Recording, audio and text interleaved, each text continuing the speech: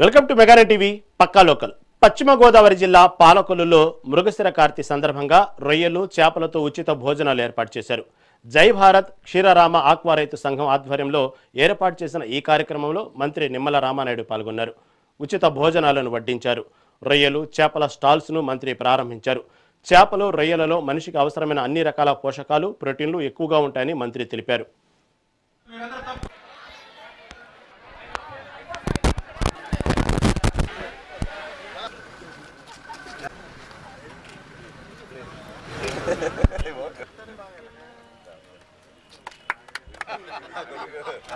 Okay sir.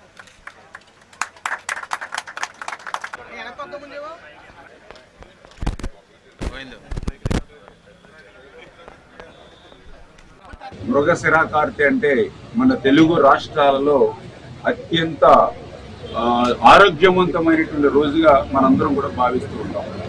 వర్షాకాలానికి ముందు ఖచ్చితంగా మనం ఆ చేపని ఆ సీ ఫుడ్స్ని మనం తీసుకున్నట్లయితే ఆ వర్షాకాలంలో వచ్చేటువంటి జబ్బు జలుబులు అన్నిటికీ కూడా పరిష్కారం దొరుకుతుంది అనేటువంటి ఒక నమ్మకం విశ్వాసం ఉన్నటువంటి రోజు ఈ యొక్క మృగశిర కార్తె రోజు.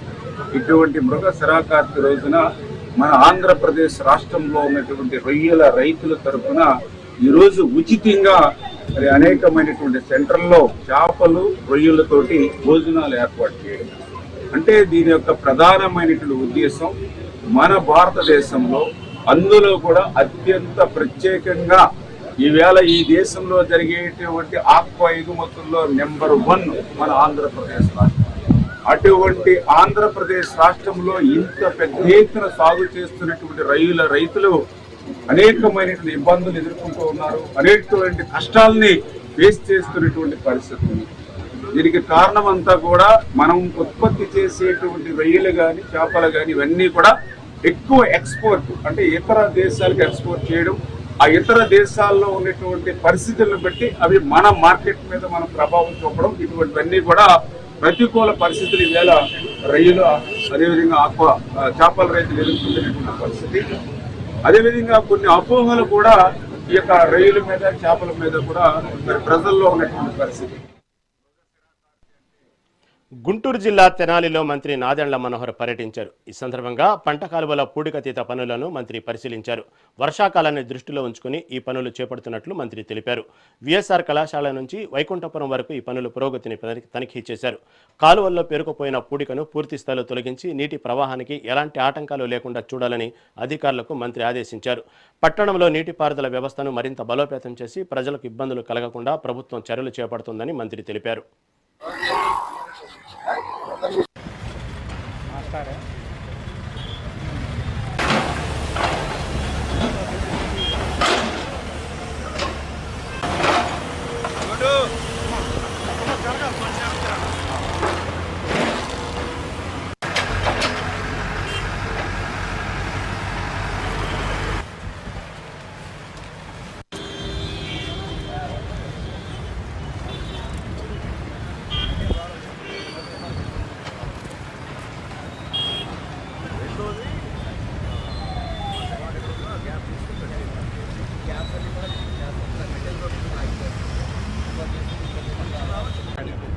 ప్రధానంగా 3 కాలువలు, తూర్పు కాలువ, నిజాంపట్నం, అదేవిధంగా వెస్ట్ కెనాల్ 3 కూడా ఎప్పటికప్పుడు మనం మెయింటెనెన్స్ చేసుకోకపోతే దిగువ ప్రాంతాల్లో ఉన్న రైతాంగానికి అనేక ఇబ్బందులు, అదేవిధంగా పారిశుద్ధ్యం గురించి పూర్తిగా అవగాహన లేక చాలా మంది తీసుకొచ్చి వ్యర్థాలన్నీ కూడా ప్రధానమైన కాలువలో వదిలేస్తున్నప్పుడు మున్సిపాలిటీ నుంచి మనం ఈ బాధ్యత తీసుకోవాలని 2 సంవత్సరాల క్రితం ఇదే రోజున మొట్టమొదటిసారి అప్పుడు నేను శాసనసభ్యుడిగా ఎన్నికైన తర్వాత ఒక కార్యక్రమం మొదలుపెట్టాం. ఈరోజు అందరినీ సమన్వయపరుచుకుంటూ ఇరిగేషన్ డిపార్ట్మెంట్, మున్సిపాలిటీ ఇద్దరు బాధ్యతలు తీసుకుని ముందుగా తూర్పు కాలువ దాదాపు 2.7 కిలోమీటర్లు ఈ చెత్త అంతా తీయడానికి 6 జేసీబీలని పెట్టి దాదాపు ఒక 10 ట్రాక్టర్లు ఏర్పాటు చేసుకుని ఇవన్నీ కూడా లిఫ్ట్ చేయడానికి ఒక ప్రయత్నం ప్రారంభించాం. ఈ రోజు నుంచి సుమారు వారం పడుతుంది మనకి ఈ కాలువ మొత్తం క్లీన్ చేయడానికి. ఎందుకంటే విఎస్ఆర్ కాలేజ్ దగ్గర నుంచి వైకుంఠపురం ఆలయం వరకు ముందు ఈ కాలువ పూర్తి చేసిన తర్వాత దాని తర్వాత నిజాంపట్నం కాలువ కూడా టేకప్ చేస్తాం. ఇరిగేషన్ డిపార్ట్మెంట్ నుంచి దాదాపు 37 లక్షల రూపాయలు దీనిపైన ఖర్చు పెట్టబోతున్నారు. మున్సిపాలిటీ నుంచి సుమారు 5 నుంచి 6 లక్షల రూపాయలు ఈ ట్రాక్టర్ల కోసం వాటి కోసం మనం ఏర్పాటు చేసుకుని, ఇది కాకుండా ప్రత్యేకంగా కేంద్ర ప్రభుత్వం రాష్ట్ర ప్రభుత్వం సంయుక్తంగా చేసే కార్యక్రమం జలహారతి జలధార ద్వారా ఎక్కడైతే మనకి కెనాల్స్ ఉన్నాయో వాటర్ ట్యాంక్స్ ఉన్నాయో వాటన్నింటినీ కూడా ఆధునీకరణ చేయడానికి మెయింటైన్ చేయడానికి మనకి డబ్బులు వచ్చినాయి. గుంటూరు కలెక్టరేట్లో ఓ యువతి ఆత్మహత్యాయత్నానికి పాల్పడింది. గ్రీవెన్స్కు వచ్చిన నాని అనే యువతి పురుగుమందు తాగింది. కానిస్టేబుల్ నాగార్జున మానసికంగా వేధిస్తున్నారని వాపోయింది. ఎన్నిసార్లు ఫిర్యాదు చేసినా పోలీసులు పట్టించుకోలేదని తెలిపింది. తన తండ్రి రెండో పెళ్లి చేసుకున్నాడని, తనతో పాటు తల్లిని ఇంట్లో నుంచి బయటకు నెట్టారని ఆవేదన వ్యక్తం చేసింది. ఈ క్రమంలోనే మనస్తాపం చెందిన నాని సూసైడ్ చేసుకునేందుకు యత్నించింది. ఇక నానిని హుటాహుటిన ఆసుపత్రికి తరలించి చికిత్స అందిస్తున్నారు.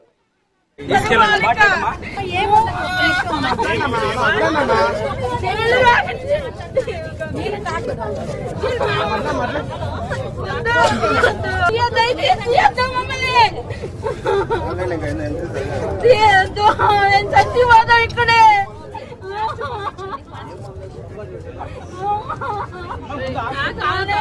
ఏమైందమ్మా చూడండి ఎందుకు తాగిందమ్మా?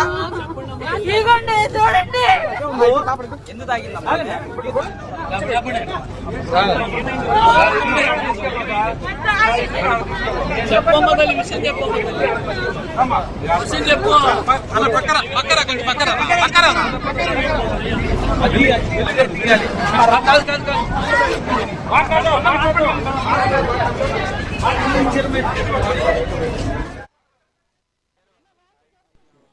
బీహార్ బస్సు ప్రమాదంపై మంత్రి ఆనం రామనారాయణ రెడ్డి స్పందించారు. నెల్లూరు జిల్లా ఆత్మకూరు నియోజకవర్గ యాత్రికులు ఉండటంతో మంత్రి విచారం వ్యక్తం చేశారు. ఈ ప్రమాదంలో 3 మృతి చెందడం, 15 మందికి గాయాలవడం బాధాకరమన్నారు. ప్రమాదం జరిగిన వెంటనే ఢిల్లీ నుంచి జిల్లా అధికారుల వరకు అందరినీ అప్రమత్తం చేశామని తెలిపారు. సీఎం తక్షణం స్పందించడంతో సహాయక చర్యలు చేపట్టినట్లు చెప్పారు. ఈ ప్రమాద సమయంలో మొత్తం 45 మంది బస్సులో ప్రయాణికులు ఉన్నారని వెల్లడించారు.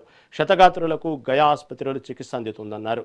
ఇక బీహార్లోని యాత్రికులను ప్రత్యేక విమానంలో వెనక్కి తీసుకొచ్చేందుకు ముఖ్యమంత్రి ఆదేశాలు ఇచ్చారని తెలిపారు. మంది యాత్రికులు ప్రమాద స్థలానికి దగ్గరలోనే కొంత ఉన్నారు. అలాగే ఇది ఔరంగాబాదు నగరానికి 7 కిలోమీటర్ల దూరంలోనే ఉంది. తక్షణ సహాయం, వసతి, ఆహారం ఇవన్నీ కల్పించాలని చెప్పి అక్కడ తెలుగు అధికారులను కోరాం. వారు ఆ విధంగా స్పందించి ముఖ్యమంత్రి గారి ఆలోచన, వారి యొక్క ఆదేశాలను పాటిస్తారు. ఏపీ భవన్లో కంట్రోల్ రూమ్ పెట్టడం జరిగింది. గాయపడిన యాత్రికులు, వారి కుటుంబ సభ్యులు మరియు స్థానిక అధికారులతో నిరంతరం అక్కడ సమన్వయం చేసుకోవడం కూడా జరుగుతుంది. ఈ విధంగా చేస్తూ ఈరోజు ప్రభుత్వం కూడా దీనికి ఒక నెల్లూరు జిల్లా కలెక్టర్ గారు దీన్ని వాళ్ళందరినీ వెనక్కి పిలిపించే ప్రయత్నం, అలాగే రాష్ట్ర స్థాయిలో ట్రాన్స్పోర్ట్ కమిషనర్ గారు, ముఖ్యమంత్రి గారి కార్యాలయంలో, అలాగే ఆంధ్రప్రదేశ్ భవన్ ఢిల్లీలోని కార్యాలయం అన్నీ కూడా బీహార్ ప్రభుత్వంతో మాట్లాడుతూ అక్కడ ప్రయాణికులు ఏ విధంగా తిరిగి స్వస్థలాలకు చేరాలి, అలాగే చనిపోయినటువంటి 3 ఆ యొక్క చనిపోయిన బాడీలను కూడా మనం అక్కడ ప్రొసీజర్స్ అన్నీ ఫాలో అయ్యి తీసుకురావడానికి అన్ని ఏర్పాట్లు చేయడం జరుగుతుంది. దీన్ని రేపు ఉదయం 11:30 గంటలకు గయ నుంచి చెన్నైకి ఇండిగో విమానం ద్వారా తీసుకురావాలి అని చెప్పి ఒక ప్రణాళికను తయారు చేసి ప్రభుత్వానికి పంపితే ప్రభుత్వం ఆమోదించింది. మృతదేహాలను అవసరమైనటువంటి డాక్యుమెంట్స్ అన్నీ కూడా తయారయ్యాక పోస్ట్మార్టం రిపోర్ట్స్ ఇవన్నీ కూడా పూర్తయిన తర్వాత మరుసటి రోజు విమాన మార్గంలో తరలించడానికి దానికి కూడా ఏర్పాటు చేయడం జరిగింది. ఏలూరు జిల్లాలో యోగాంధ్ర 2026 కార్యక్రమాలు ఉత్సాహంగా సాగుతున్నాయి. ఇందులో భాగంగా వట్లూరులోని టీటీడీసీ కేంద్రంలో విద్యార్థులు, ఉద్యోగుల కోసం నిర్వహించిన యోగా శిక్షణలో జిల్లా జాయింట్ కలెక్టర్ అభిషేక్ గౌడ్ స్వయంగా పాల్గొన్నారు. 12వ అంతర్జాతీయ యోగా దినోత్సవాన్ని పురస్కరించుకుని జూన్ మాసంలో ప్రతి ఒక్కరూ ప్రతిరోజు ఉదయం తప్పనిసరిగా యోగా సాధన చేయాలని ఆయన పిలుపునిచ్చారు. మారుతున్న జీవన శైలిలో యోగా ఏ విధంగా తోడ్పడుతుందో అందరూ తెలుసుకోవాలని, ప్రజల్లో యోగాపై విస్తృతంగా అవగాహన కార్యక్రమాలు నిర్వహించాలని అధికారులను ఆదేశించారు. శ్వాస తీసుకోవాలి. మెడలో పక్కకి నిదానంగా పక్కకి తీసుకోవాలి. స్ట్రైట్ గా స్లోగా పైకి లేసి breathe in up, breathe out down, breathe in up, breathe out down. Back pain తగ్గిపోతూ ఉంటుంది. మీకు మెడ కోమలంగా సౌందర్యంగా అవుతూ ఉంటుందండి. మొహం తేజస్సుగా అవుతూ ఉంటుంది. మన భోజనం చేసే కూడా వేయాల్సిన ఆసనం ఏదైనా ఉంది, ఒకటి ఆసనాన్ని విడిచిపెట్టేసేయండి. మళ్ళీ కిందకి కూర్చున్న దాకా శవాసనం అండి. ఇది వెయిట్ లాస్ ఆసనం అండి. వెన్ను పూస లైన్స్ మొత్తం అన్ని కూడా యాక్టివేట్ అవుతాయండి. బ్లడ్ పంపింగ్ అవుతుంది. Slowly relax. కనెక్ట్ అవ్వడానికి తీసుకున్న ప్రోగ్రామ్ ఇది. గుడ్. చేసుకుంటూ ఉంటాం. ఇక ఫైనల్ ఆసనాన్ని బాగా పడిన దాంట్లో శలభాసనం. 2 చేతులు తీసుకొని ప్రాణాయామం పడిన తర్వాత స్లోగా మీకు ఆ బ్రీతింగ్ వితౌట్ కాన్సన్ట్రేట్ చేయండి. తిరుపతి మున్సిపల్ కార్పొరేషన్ కార్యాలయం వద్ద తోపుడు బండ్ల వ్యాపారులు భారీ ధర్నాకు దిగారు. శనివారం స్విమ్స్ ఆసుపత్రి సమీపంలో జీవనోపాధి సాగిస్తున్న హాకర్లను, అలాగే 10 రోజుల క్రితం అలిపిరి జూ పార్కు రోడ్డులో ఉన్న వ్యాపారులను మున్సిపల్ అధికారులు బలవంతంగా తొలగించడాన్ని నిరసిస్తూ ఈ ఆందోళన చేపట్టారు. హాకర్స్ యూనియన్ నాయకులు కార్పొరేషన్ అధికారులను కలిసి తమ జీవనాధారం దెబ్బతినకుండా న్యాయం చేయాలని కోరినప్పటికీ నిర్బంధ చర్యలు ఆపలేదని వ్యాపారులు మండిపడ్డారు. ప్రత్యామ్నాయ ఏర్పాట్లు చూపకుండా తమ్ము తొలగించవద్దని, తమ హక్కులను కాపాడి జీవనోపాధికి పూర్తి భద్రత కల్పించాలని హాకర్లు డిమాండ్ చేశారు. పార్లమెంటు చట్టాన్ని అమలు చేయాలి. 2014 పార్లమెంటు చట్టాన్ని అమలు చేయాలి. చిరు వ్యాపారస్తులకు 2014 పార్లమెంటు చట్టాన్ని కొట్టద్దు. చిరు వ్యాపారస్తుల కడుపులో న్యాయం చేయాలి. చిరు వ్యాపారస్తులకు న్యాయం చేయాలి. చిరు వ్యాపారస్తులకు న్యాయం చేయాలి. చిరు వ్యాపారస్తులకు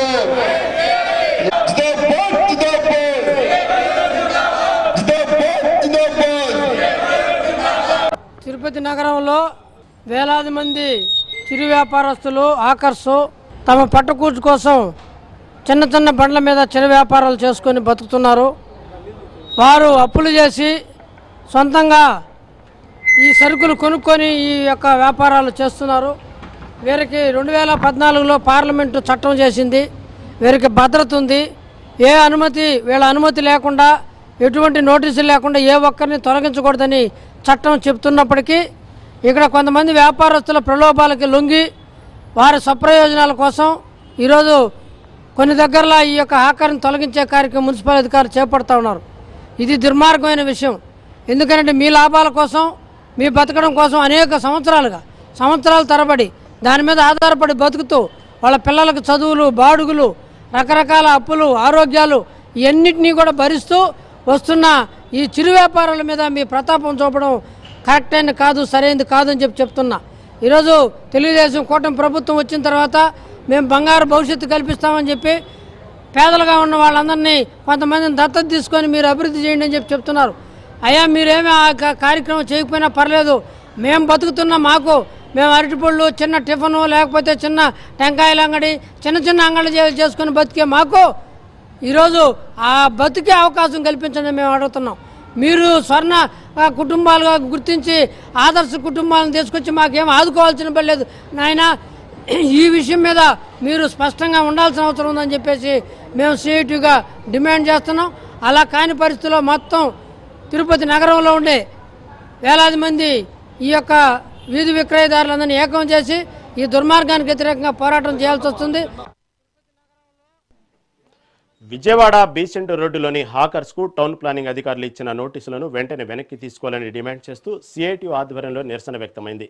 నగర మున్సిపల్ కార్పొరేషన్ కార్యాలయం వద్ద నిర్వహించిన ప్రజా సమస్యల పరిష్కార వేదికలో కార్పొరేషన్ అధికారులకు హాకర్లు వినతి పత్రం సమర్పించారు. ఈ సందర్భంగా సిఐటియు జిల్లా ఉపాధ్యక్షులు దోనెపూడి కాశీనాథ్ కీలక వ్యాఖ్యలు చేశారు. నగరంలో 10,000 నుండి 15,000 మంది వరకు హాకర్లు ఉన్నారని, కూటమి ప్రభుత్వం వారిని పొట్టన పెట్టుకునేలా వ్యవహరించడం సరికాదని మండిపడ్డారు. గ్రీన్, రెడ్, అప్సర్ జోనల్ విధానాలను రద్దు చేసి హాకర్లందరికీ తక్షణమే గుర్తింపు కార్డులు ఇవ్వాలని ఆయన డిమాండ్ చేశారు. గుర్తింపు కార్డులను ఇవ్వాలి, హాకర్లకి గుర్తింపు కార్డులను రద్దు చేయాలి, జోన్ల విధానాన్ని రద్దు. ఒకసారి కాదు, ఇది రెండోసారి నోటీసులు జారీ చేశారు. అంటే ఒక రకంగా గుర్తింపు కార్డులు ఉన్నా సరే, వాళ్ళకి పాత గుర్తింపు కార్డు ఉన్నా, వాళ్ళు రెన్యువల్ చేయించుకుని డబ్బులు కట్టినటువంటి రసీదులు ఉన్నా సరే, కమిషనర్ గారికి కూడా ఇచ్చినటువంటి నోటీసులకు ఎవరిని ఇచ్చాం, ప్రతి ఒక్కరికి కూడా రసీదు ఇచ్చారు. మా దగ్గర పాత గుర్తింపు కార్డు. విజయవాడ నగరంలో 15,000 మంది వరకు అఫీషియల్గా హాకర్స్ ఉన్నారు. అధికారిక సంఖ్య ఇది. ఈ 15,000 మంది హాకర్స్కి సంబంధించినటువంటి సమస్య తీవ్రంగా ఉంది. జోనల్ సిస్టమ్ అని చెప్పినటువంటిది పెట్టి, గ్రీన్, అంబర్, రెడ్ అని చెప్పినటువంటి పేరులతో పెట్టి వీళ్ళ పొట్ట కొట్టేటువంటి దానికి కూటమి ప్రభుత్వం ప్రయత్నం చేస్తూ ఉంది. ఇది తప్పని చెప్పనేటువంటిది హాకర్ సంఘాల నుంచి తీవ్రమైనటువంటి వ్యతిరేకత, వాళ్ళ అభిప్రాయాలని తెలియజేసేటువంటి దానికోసం ప్రయత్నం జరుగుతూ ఉంది. అటువంటి తరుణంలో దీన్ని కాదని చెప్పనని, వీళ్ళ అభిప్రాయాలని కాదని చెప్పి, వీళ్ళ మనోగతాలని కాదని చెప్పి చేసేటువంటి దానికి ప్రయత్నం చేయటం ఎంతవరకు సబబైంది? ఇది సరైంది కాదు కదా. అందుకని మేము అడుగుతూ ఉంది, బీసెంట్ రోడ్డు కానీ, గవర్నర్పేట కానీ, సూర్యారావుపేట కానీ, సిద్ధార్థ కాలేజీ కానీ, మొగలరాజపురం కానీ, కృష్ణలంక కానీ, కృష్ణలంక మెట్ల బజారు అంబర్జోనా, ఇంతకంటే ఆశ్చర్యం ఉందా అసలు? కృష్ణలంక మెట్ల బజారు అంటే ఉదయం 7 to 9 అమ్ముకోవాలి. 9 తర్వాత మళ్ళీ రేపు ఉదయం 7 గంటలకే. ఇదొక జోను. రెడ్ జోన్ 417 సెంటర్లు ఇచ్చాడు. ఈ 417 సెంటర్లో హాకర్ అనేటువంటి వాడు బతకడానికి లేదు, పెట్టడానికి లేదు, ఉండడానికి లేదు, నిలబడటానికి లేదు. ఇది ఒక రకమైనటువంటి పద్ధతి.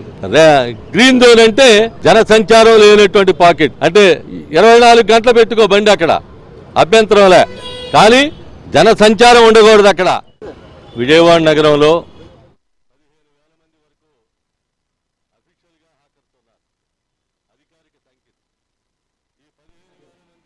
సీఎం చంద్రబాబు రేపు తిరుపతి జిల్లాలో పర్యటించనున్నారు. ఈ నేపథ్యంలో సీఎం పర్యటన ఏర్పాట్లను పకడ్బందీగా పూర్తి చేయాలని జిల్లా కలెక్టర్ వెంకటేశ్వర్ అధికారులను ఆదేశించారు. స్థానిక దామినేడు వద్ద ఏర్పాటు చేసిన బహిరంగ సభా ప్రాంగణాన్ని కలెక్టరు, జిల్లా ఎస్పీ ఎల్ సుబ్బరాయుడు, జేసీ గోవిందరావులతో కలిసి పరిశీలించారు. ఈ పరిశీలనలో ఎమ్మెల్యేలు Pulavarthi Nani, RN Srinivasulu, TTD board member Panabaka Lakshmi, SAAP chairman Ravinaidu తదితరులు పాల్గొన్నారు. సీఎం పర్యటనలో భద్రతతో పాటు త్రాగునీరు, పారిశుద్ధ్యం, విద్యుత్తు, ట్రాఫిక్ నిర్వహణలో ఎలాంటి లోటుపాట్లు లేకుండా ప్రత్యేక శ్రద్ధ వహించాలని కలెక్టర్ స్పష్టం చేశారు.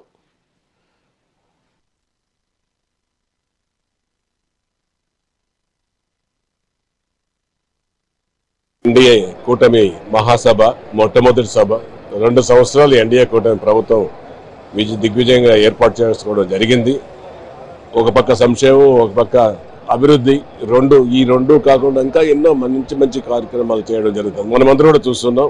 అవి అన్నిటినీ తెలియజేయడానికి కోసమే ఎన్డీఏ కూటమి నాయకులు, గౌరవ ముఖ్యమంత్రి నారా చంద్రబాబు నాయుడు గారు, గౌరవ ఉప ముఖ్యమంత్రి శ్రీ కొనిదెల పవన్ కళ్యాణ్ గారు, యువ నాయకులు లోకేష్ గారు, బీజేపీ రాష్ట్ర అధ్యక్షులు మాధవన్ గారు, వీళ్ళందరూ కూడా రావడం జరుగుతూ ఉంది. ప్రధానమంత్రి మోదీ గారి సహకారంతో రాష్ట్రంలో తిరుపతిని అన్ని రంగాల్లో ముందుకు తీసుకెళ్లడానికి, అభివృద్ధి చేయడానికి మన ఎన్డీఏ కూటమి ప్రభుత్వం కట్టుబడి ఉందనేసి కూడా తెలియజేస్తున్నాం. తిరుమల తిరుపతి శ్రీవారి పాదాల చెంత కనీ వినియోగని స్థాయిలో కూడా ఈ 2 సంవత్సరాల పరిపాలనలో సంక్షేమ కార్యక్రమాలని ఏ విధంగా, ఎన్ని ఇబ్బందులు ఉన్నా కూడా ఏ విధంగా ప్రజలకు అందజేశామో ఈ సభ ద్వారా ప్రజలకు అందరూ కూడా వివరించడం జరుగుతుంది.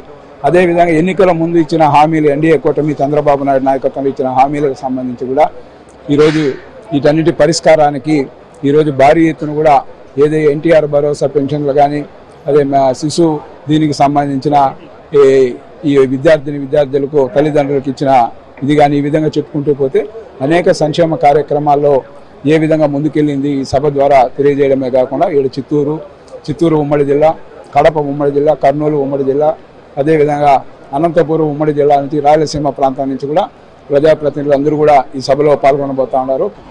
ఓం నమో వెంకటేశాయ. కూటమి ప్రభుత్వం 2 సంవత్సరాలు పూర్తి చేసుకున్న సందర్భంగా ప్రజల్లో మా మీద ఉన్న నమ్మకానికి, మేము చేసినటువంటి అభివృద్ధి సంక్షేమ కార్యక్రమాలకి రేపు మేము ఒక పండుగలాగా ఈ కార్యక్రమాన్ని చేసుకోదలుచుకున్నాము. ముఖ్యంగా కలియుగ ప్రత్యక్ష దైవం వెంకటేశ్వర స్వామి పాదాల చెంత ఈ కార్యక్రమాన్ని చేసుకుంటా ఉన్నాము. దీనికి ముఖ్య అతిథులుగా మా ముఖ్యమంత్రి నారా చంద్రబాబు నాయుడు గారు, యువ నాయకులు, నేషనల్ వర్కింగ్ ప్రెసిడెంట్, ఐటీ శాఖ మంత్రులు మన లోకేష్ గారు, డిప్యూటీ సీఎం జనసేన అధ్యక్షులు పవన్ కళ్యాణ్ గారు, బీజేపీ అధ్యక్షులు మాధవన్ గారు కూడా రావటం జరుగుతూ ఉంది. 2 సంవత్సరాల సంక్షేమం, అభివృద్ధి, సుపరిపాలనకు సంబంధించి తిరుపతి జిల్లాలో రాయలసీమ జిల్లాలన్నింటికి సంబంధించి సంక్షేమం కాన్సెప్ట్ని ఇక్కడ పెట్టడం జరుగుతుంది. బహిరంగ సభ వైజాగ్లో అభివృద్ధి కాన్సెప్ట్ మీద, సుపరిపాలన కాన్సెప్ట్ మీద అమరావతిలో పెట్టడం జరుగుతుంది. రేపు ప్రోగ్రాంకి సంబంధించి వివిధ రాయలసీమ జిల్లాల నుంచి ఆల్ పబ్లిక్ రిప్రజెంటేటివ్స్ రేపు ఇక్కడికి రాబోతున్నారు. All honourable MLAs, MLCs, MPs, అదేవిధంగా అన్ని రాయలసీమ జిల్లాల నుంచి సంక్షేమ కార్యక్రమాలు పొందుతున్నటువంటి బెనిఫిషరీస్ని కూడా ఆయా ప్రభుత్వ ప్రజాప్రతినిధులు వాళ్ళని కూడా తీసుకురాబోతున్నారు. ఇక్కడ ఈ వేదికలో 10,000 మంది సరిపడా ఏర్పాట్లన్నింటినీ కూడా చేయడం జరుగుతుంది. గుంటూరు జిల్లా తెనాలిలో వైసీపీ ఆధ్వర్యంలో కూటమి ప్రభుత్వానికి వ్యతిరేకంగా భారీ నిరసన కార్యక్రమం చేపట్టారు. ఈ సందర్భంగా వైసీపీ మాజీ మంత్రి అంబటి రాంబాబు కూటమి ప్రభుత్వంపై తీవ్రస్థాయిలో విరుచుకుపడ్డారు. రాష్ట్రంలో కూటమి 2 ఏళ్ల పరిపాలన పూర్తిగా దగా, మోసాలతోనే సాగిందని విమర్శించారు. ఎన్నికలకు ముందు నిరుద్యోగులకు నెలకు 3,000 రూపాయలు ఇస్తామని చెప్పిన నారా లోకేష్ 18 ఏళ్లు నిండిన ప్రతి మహిళకు 1,500 ఇస్తామని హామీ ఇచ్చిన చంద్రబాబు అధికారం ఇచ్చి 2 ఏళ్లవుతున్నా ఒక్క రూపాయి కూడా ఇవ్వకుండా ప్రజలను వెన్నుపోటు పొడిచారని మండిపడ్డారు. హామీలో నెరవేర్చని చంద్రబాబును 420 సీఎం అనడంలో తప్పులేదని అంబటి రాంబాబు వ్యాఖ్యానించారు.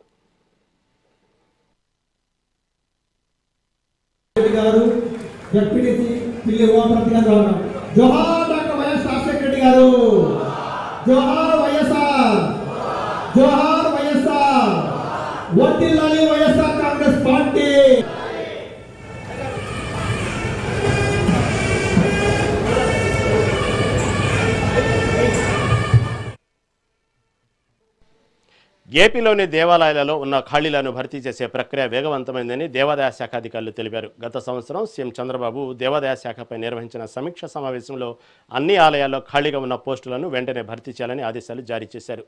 సీఎం ఆదేశాల మేరకు అర్హతలను బట్టి అధికారులు నోటిఫికేషన్ విడుదల చేశారు. మొత్తం 344 పోస్టుల భర్తీకి గాను దేవాదాయ శాఖ ఇప్పటి వరకు 5,000 దరఖాస్తులు వచ్చినట్లు అధికారులను వెల్లడించారు.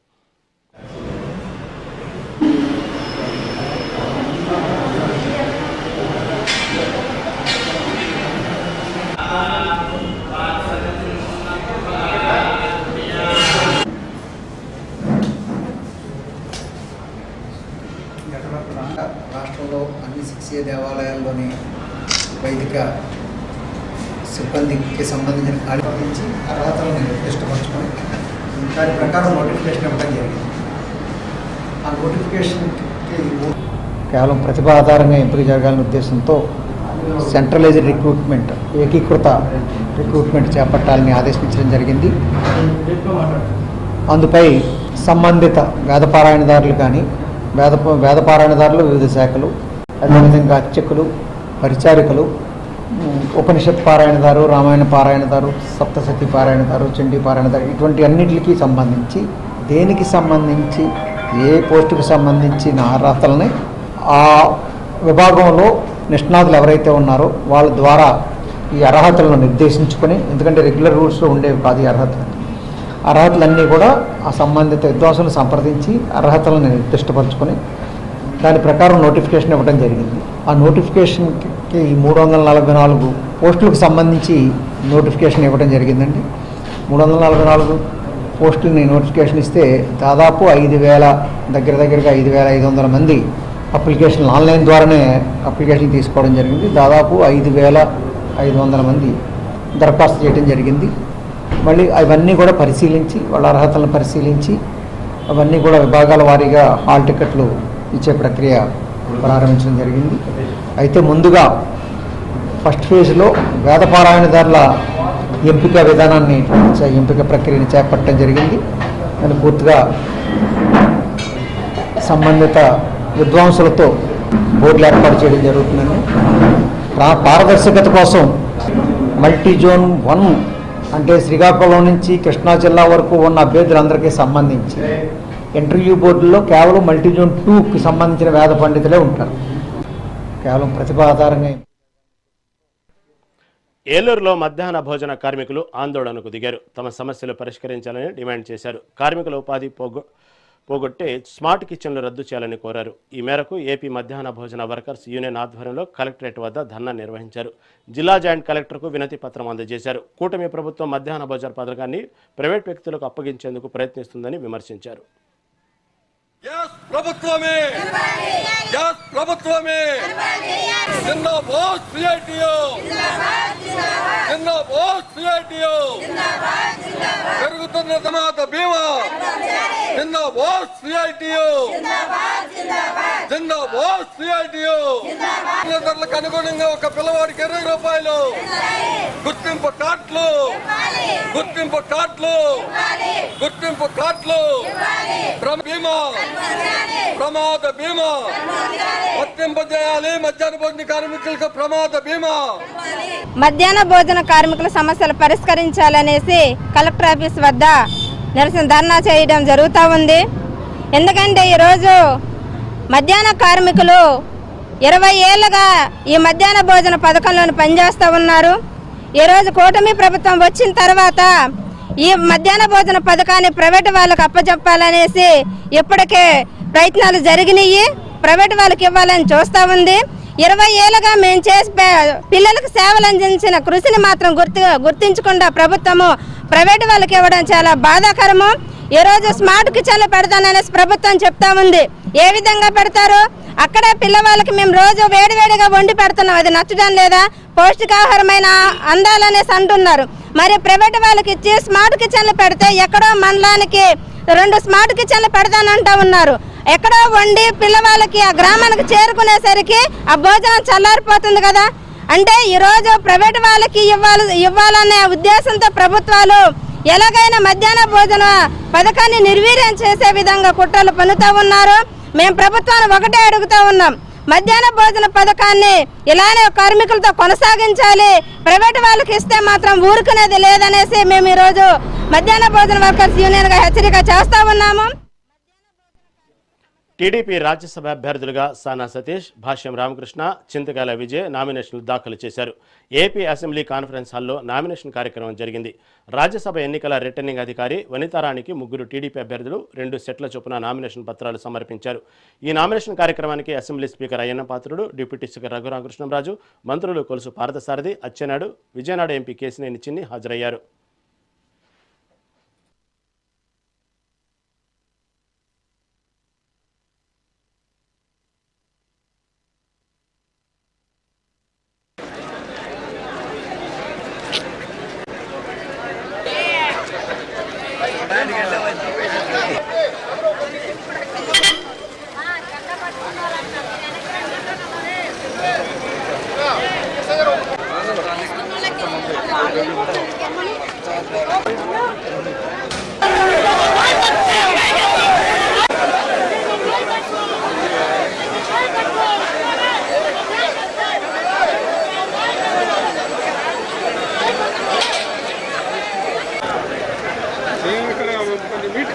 Terima kasih.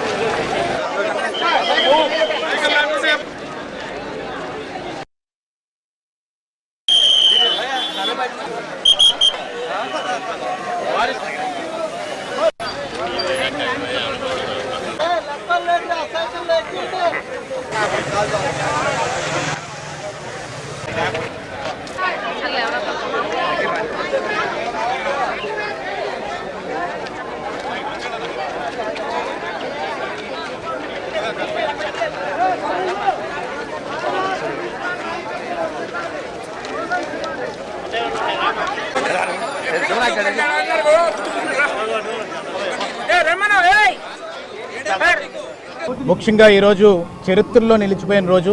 ఎందుకు నీ మాట అంటున్నానంటే నారా చంద్రబాబు నాయుడు గారు నేషనల్ పార్టీ ప్రెసిడెంట్ వర్యులు, అలాగే నారా లోకేష్ గారు వర్కింగ్ ప్రెసిడెంట్ వర్యులు, ఈరోజు పల్లా శ్రీనివాస్ గారు రాష్ట్ర అధ్యక్షులు అందరూ కూర్చొని ఈరోజు ఎట్టి పరిస్థితుల్లోని అన్ని వర్గాలకి న్యాయం చేయాలనే ఏకైక ఉద్దేశంతో బీసీల్లో యువకుడన్న నాకు ఈ అవకాశం ఇవ్వడం అనేది ఇది పార్టీ మూలం. అంటే పార్టీ రూట్స్ ఏంటంటే ఎన్టీ రామారావు గారు స్థాపించినప్పుడు బీసీలకి అతి పెద్దపేట వేసి వెన్నెముక్కలా నించోపెట్టారు ఆయన. ఈరోజు నారా లోకేష్ గారు వర్కింగ్ ప్రెసిడెంట్ అయిన తర్వాత మొన్న మహానాడులు వేదిక మీద ఎంతోమంది యువకులు ఎంతోమంది కొత్త మొహాలు వచ్చి మాట్లాడుతున్నప్పుడు గలమెత్తుతున్నప్పుడు ప్రతి కార్యకర్త కూడా ఎంతో సంతోషపడ్డాడు. ఈరోజు నేను కష్టపడినందుకు బీసీ సామాజిక వర్గం నుంచి నన్ను నారా లోకేష్ గారు నారా చంద్రబాబు నాయుడు గారు తను పెద్దల సభలో మాట్లాడాలి, తన గలం ఎత్తాలని చెప్పి ఈరోజు ఆలోచించారంటే ప్రతి ఒక్క కార్యకర్త ప్రతి ఒక్క తెలుగుదేశం పార్టీ నికాసైన నిజాయితీ అయిన కార్యకర్తలందరూ కూడా భుజస్కంధాల మీద జెండా మోసిన ప్రతి ఒక్కరూ కూడా ఈరోజు మా ముగ్గురిని చూసి గర్వపడుతున్నారని చెప్పి సందర్భంగా మీ అందరికీ సవినీయంగా మనవి చేసుకుంటున్నాను. నారా లోకేష్ గారు నారా చంద్రబాబు నాయుడు గారు ఎప్పుడు కూడా ఒకటే ఏంటంటే కార్యకర్తని తీసుకొచ్చి అధినాయకుడి కింద సింహాసనం మీద కూర్చోబెట్టాలని చెప్పి ఆలోచన విధానాన్ని ఈరోజు ఇంప్లిమెంట్ చేస్తున్నారని చెప్పి సందర్భంగా చెప్పదలుచుకున్నాను. ఇది అన్ప్రెసిడెంటెడ్, ఎప్పుడూ కూడా చరిత్రలో జరగలేని విధంగా ఈ సెలక్షన్ ఈ విధంగా జరగడం అనేది సంతోషకరమైన విషయం. ఈరోజు రాజ్యసభ నామినేషన్కి సానా సతీష్ గారు, నేను కానీ లేకపోతే భాష్యం రామకృష్ణ గారు కానీ ప్రతి ఒక్కరు కూడా తెలుగుదేశం పార్టీ జెండాని రెపరెపలాడించే విధంగా ముందుకు తీసుకెళ్తాం. రైట్, ఇవి ఇప్పటి వరకు updates. Keep watching mega 9 TV.